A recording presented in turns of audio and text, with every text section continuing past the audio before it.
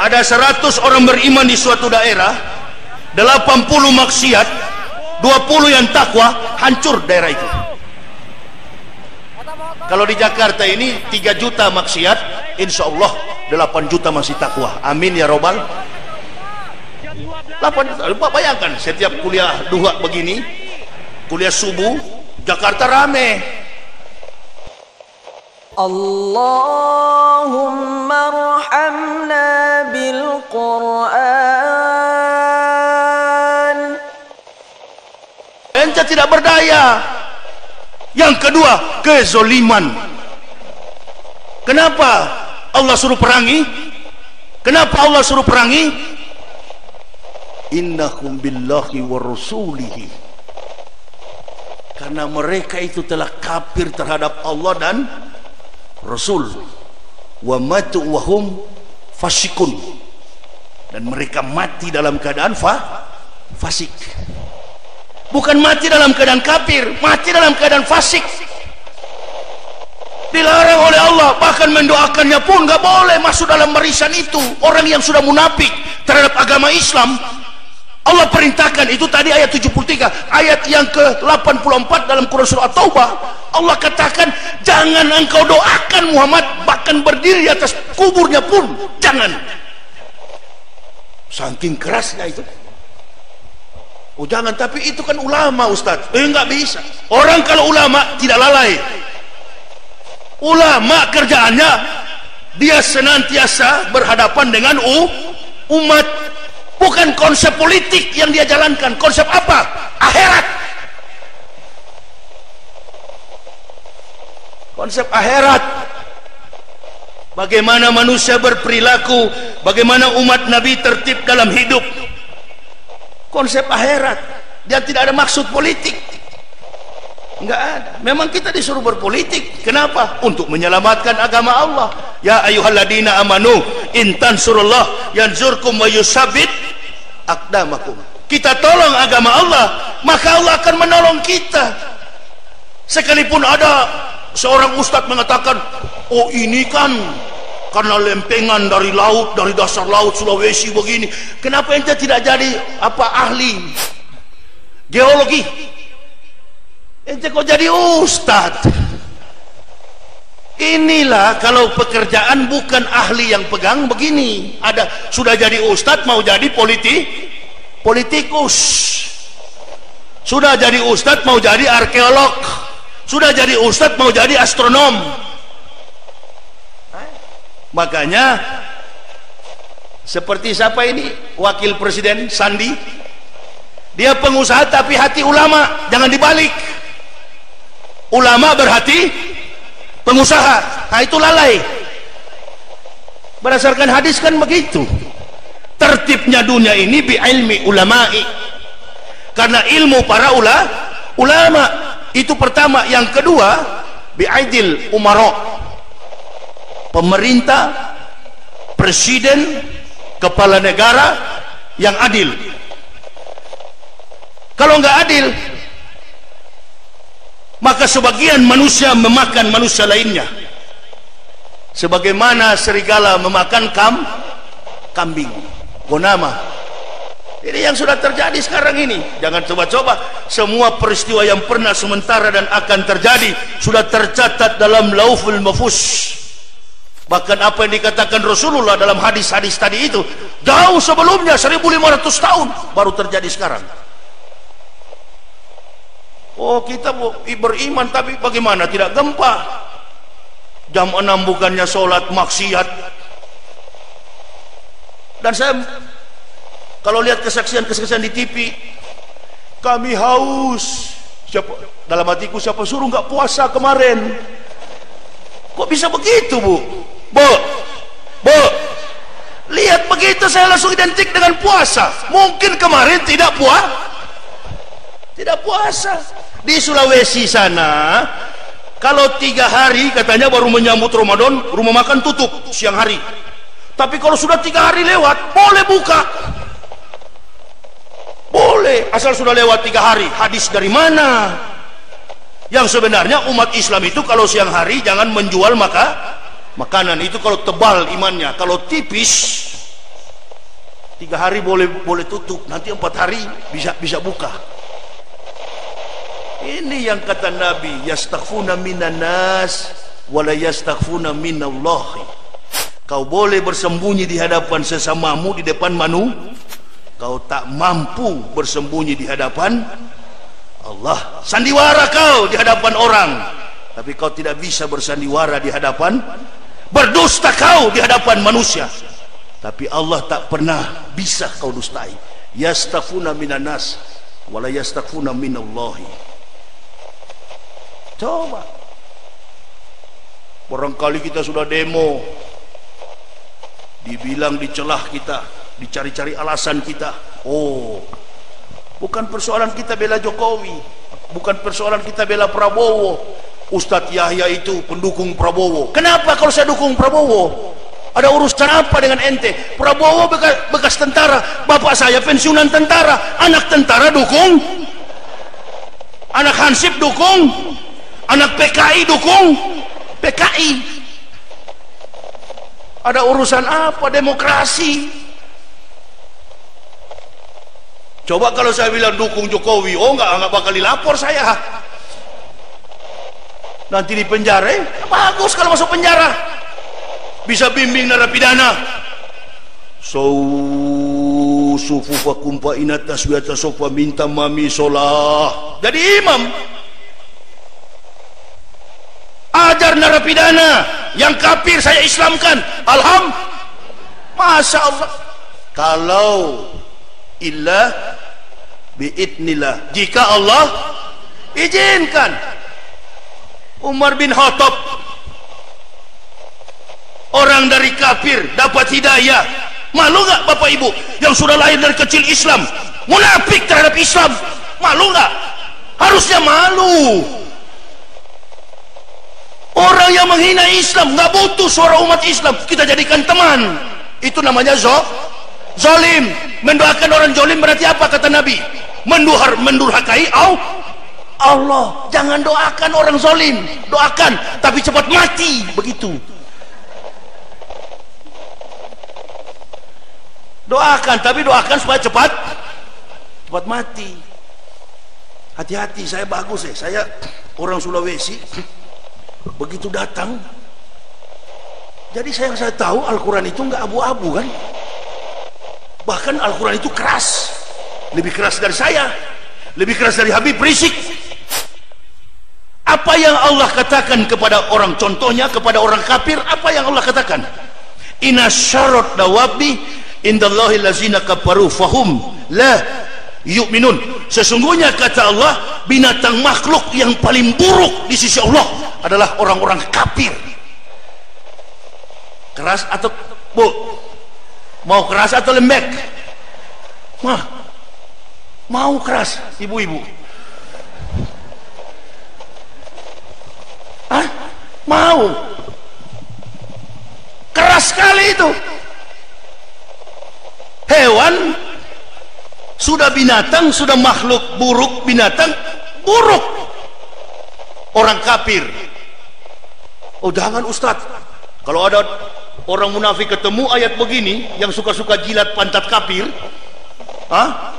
yang menantang Ustadz Somad untuk ke Jawa itu, yang gondrong, yang suka masuk ke gereja kalau Natal, suka pidato dalam gereja, saya pendeta, keluar dari pendeta, dia mau jadi pendeta. Innalillahi. Yang suka pidato di gereja tuh, yang suka jilat-jilat pantat kafir, lebih baik mati melarat miskin saya. Dia katakan apa? Orang yang munafik begitu, kok bisa-bisanya suka menjilat kafir, hidup dengan kafir, nggak malu masuk masjid, takbir, Allahu Akbar, Allah Maha Besar. Jangan dicampur-campur. Saya dari pendeta masuk Islam, sadar betul. Oh, satu kali beriman, satu kali lahir, satu kali beriman, satu kali meninggal, satu kali barikatan mustaufizatan ala rukabi, terkapar di pelataran kiamat bagai seorang terdakwa di hadapan hakim. baru dibaca amal-amal kita. Wa kulla insanin alzamna ta'irau fi unuqi wa nukhrijul lahu yaumal qiyamati kitaba yalqahu masyuron iqra kitabaka binafsikal yauma alaika asiban. Kitaba yalqahu masyuron, bacalah kitabmu, cukup dirimu sendiri yang menjadi penghisap atas perbuatanmu. Mau kemana kita? Mau berbohong kemana kita? Saya dari kafir masuk Islam, begitu bersyahadat bersih, putih. Masih ada tisu nggak? Nggak, kalau kasih contoh nggak usah ambil di Arab, terlalu jauh. Gini, ini. Udah lihat, Bu, apa ini? Enggak. Apa ini? Bersih. Bagaimana Pak? Bersih kan? Putih, enggak ada catatan.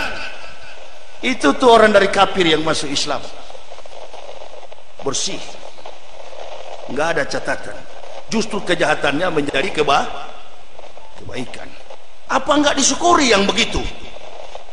Disyukuri, alhamdulillah. Nikmat paling berharga yang tidak bisa dibeli ya Allah, yaitu hidayah, petunjuk, keselamatan dunia wal akhirat. Hanya kepada saya dan keluarga, istri dan 3 orang anak Engkau berikan ya Allah, sementara kafir di luar sana asyik dengan kehidupan kekafiran mereka. Engkau tidak memberikan petunjuk. Ayo, mana yang lebih berharga? Ibu kaya raya, bapak kaya raya, tapi ibu tidak beriman kepada Allah.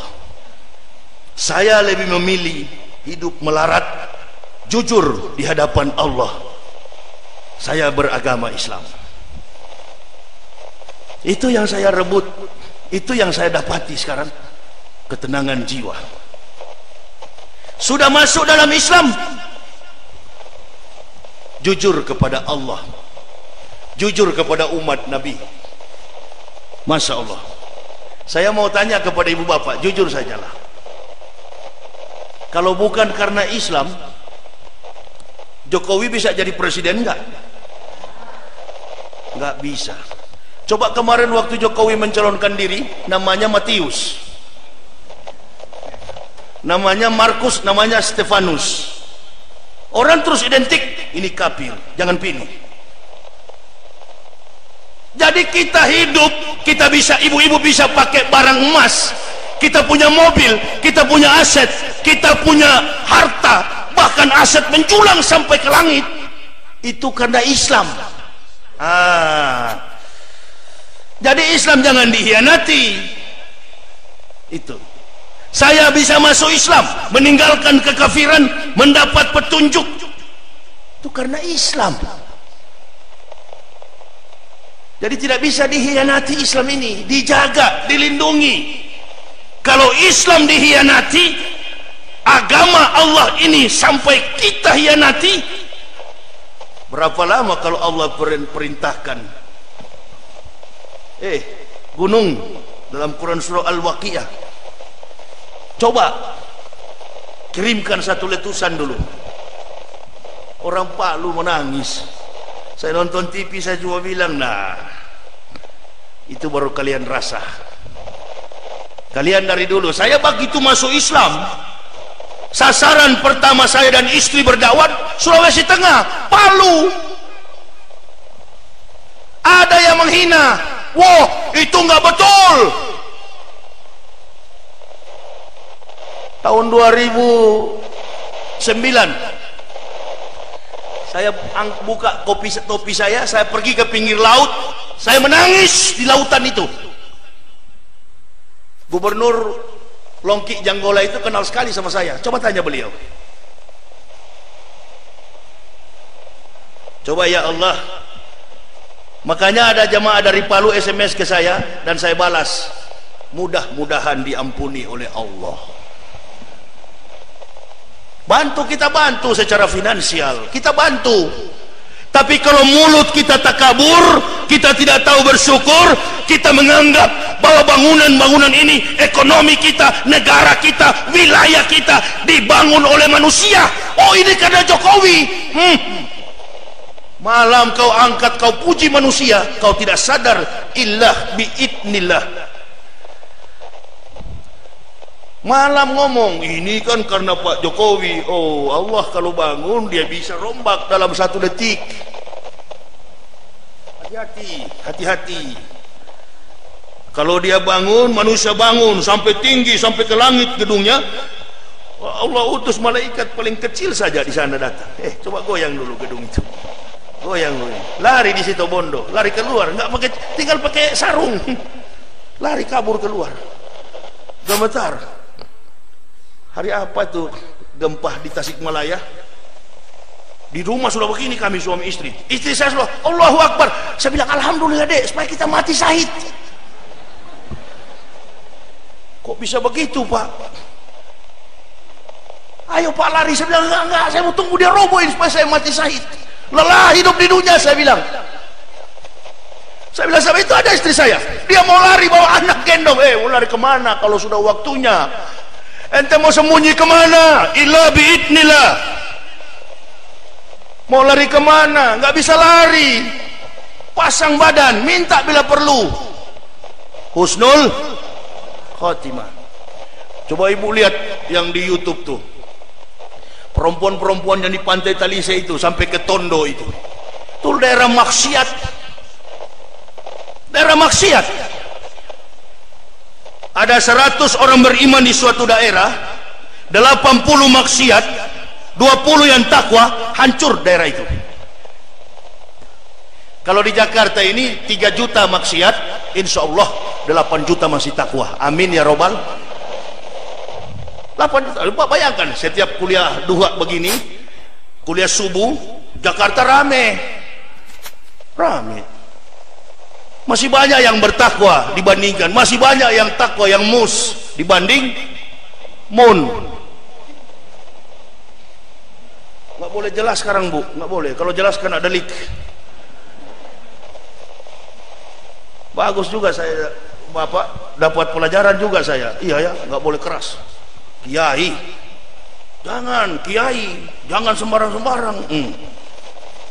Jangan. Apalagi saya bukan kiai begini. Mantan kafir. Jangan, nggak boleh. Nanti kita akan jumpa. Kita akan jumpa. Di dunia begini kita belum tahu. Ibrahim pernah ragu, karena iman manusia itu biasa turun naik. Ibrahim bilang begini, ya Allah, cobalah buktikan, tunjukkan kepada saya engkau membangunkan orang mati.